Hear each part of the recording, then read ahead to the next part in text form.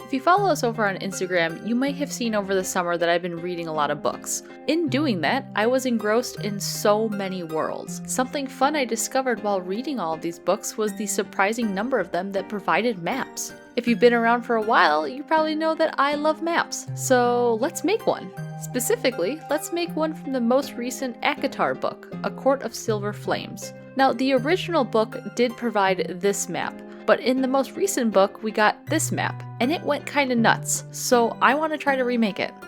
My plan for this map was to do something a little bit different than I've done with other maps. I really wanted to attempt to make an edgeless map. After about a 2-week file creation session where I just kinda decided I was going to wing it, I got a file mostly ready to go.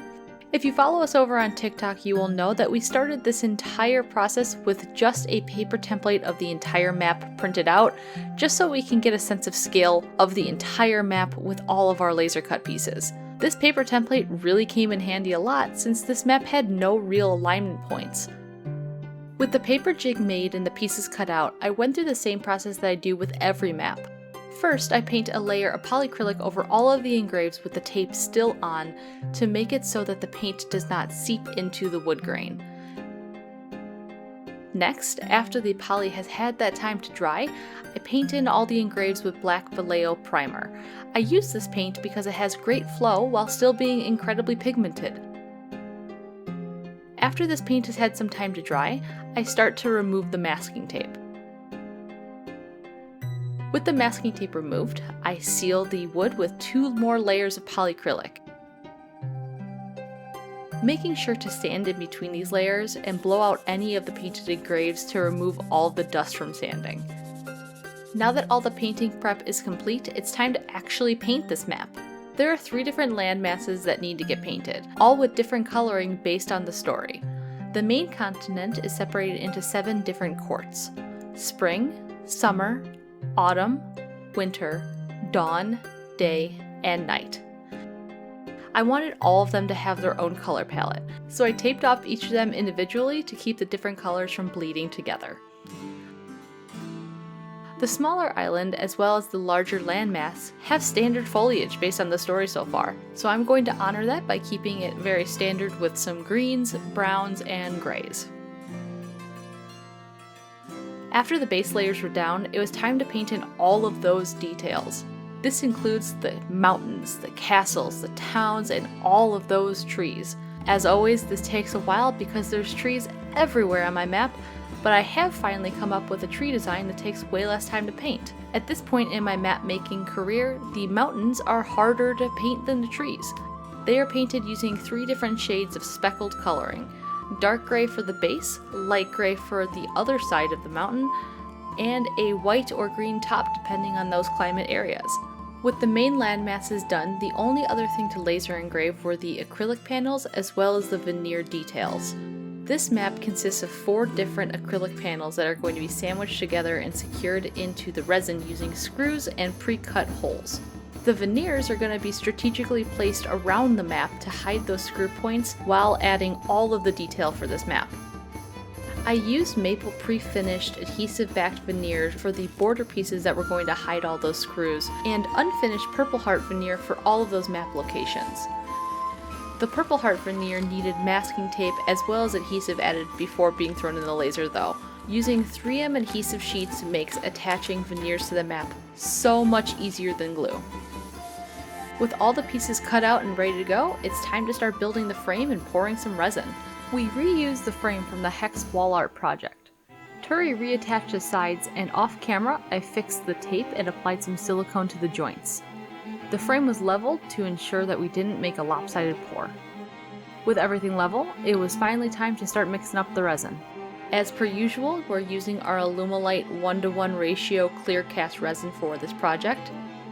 We really wanted this map to be fairly see-through, so we decided to use mostly alcohol inks, as well as a very small amount of pigment powder for a tiny bit of shimmer. This first layer was poured at about 1/4 of an inch thick. To figure out how much resin we needed, we just used the calculator that's available over on Alumilite's website. I'll leave a link to that calculator in the description below. Like I said earlier in this video, this map has absolutely no alignment points, so I made a cardboard jig on the Glowforge to make sure that we were putting these down in the correct spots. Once the base layer was cured, we added some 3M tape to the back of the land masses and attached those pieces in place. With the land masses secured in place, we prepped for the next resin pour. This was another 1/4 inch thick pour because we used 1/4 inch material, and we decided to stay with the same amount of alcohol inks and pigment powders that we did for the first section.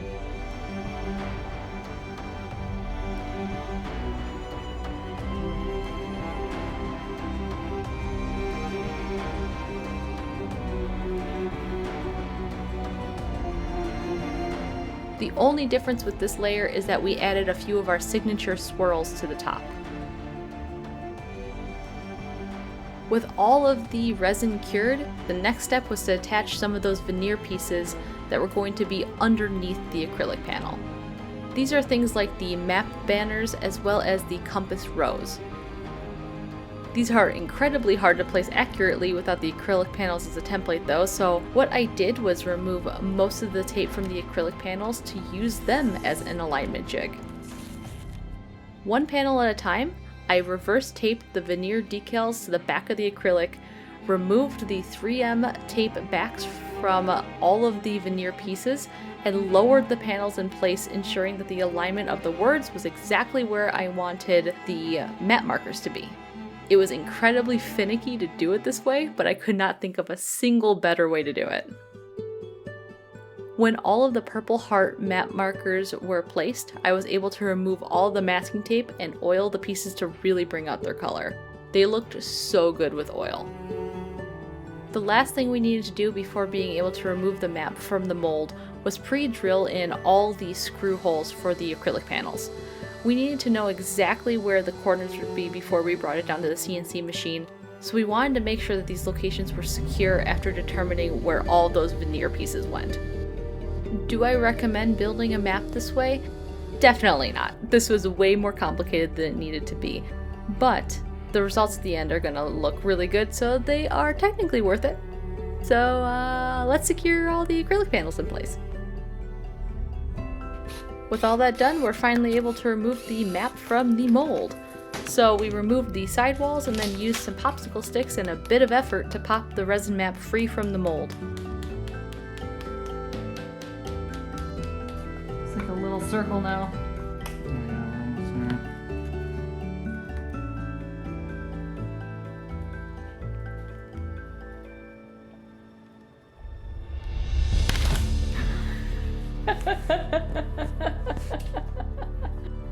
It was at this point that we realized the back of the map had a bunch of tape lines all over it, and being a mostly see-through map, that really wasn't going to work long term for us. So we decided to sand the entire back down and add a thin layer of resin before sending this through the CNC machine.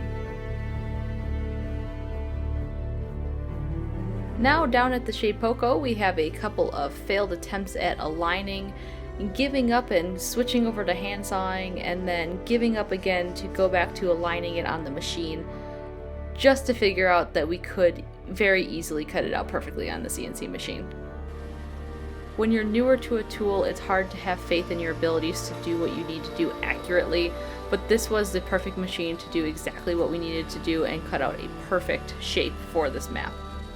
It just took a little bit of faith that we knew what we were doing when it came to actually aligning this map.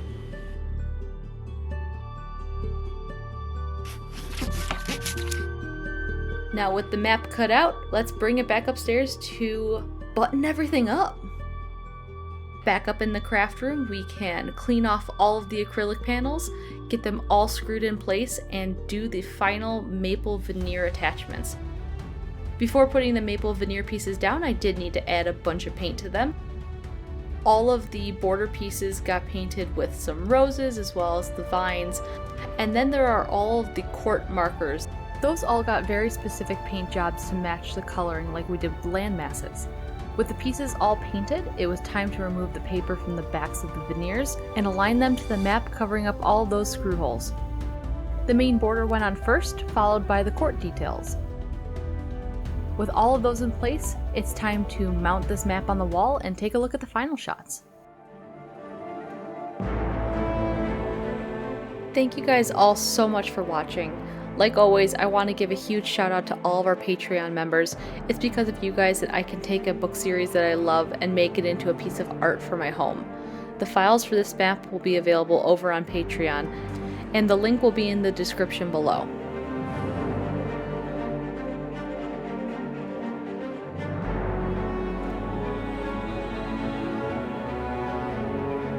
Thanks so much, guys. See you next time.